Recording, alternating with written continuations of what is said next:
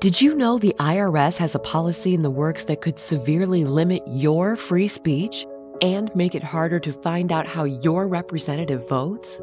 That's okay, not many people do, and that's because it doesn't directly target individuals. At least not yet.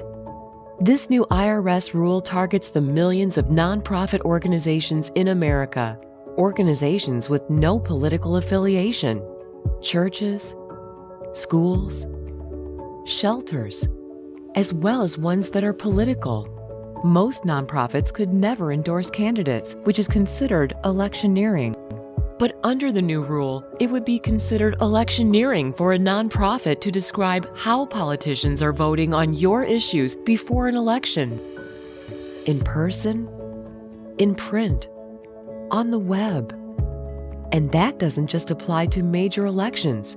Anyone proposed for a local, special, or private party office is included too.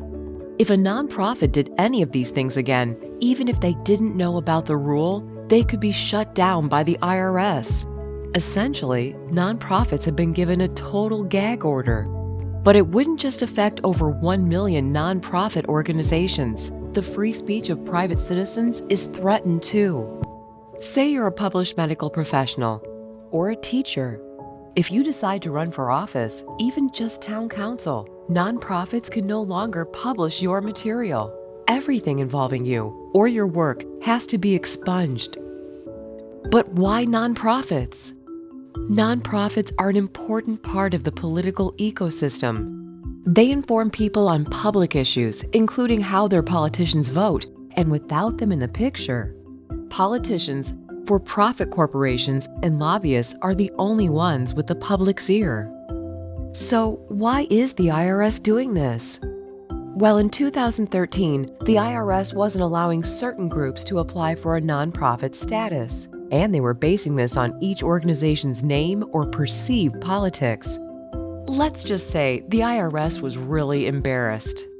And now, so the IRS doesn't get in trouble for targeting certain groups, they're targeting everyone.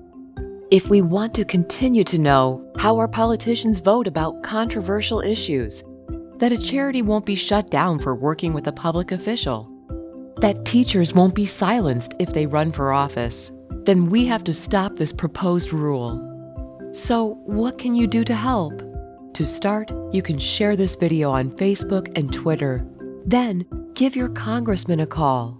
The message is simple. Do not let the IRS silence free speech. Stop the IRS nonprofit muzzle rule. To learn more about this issue, visit taxrevolution.us.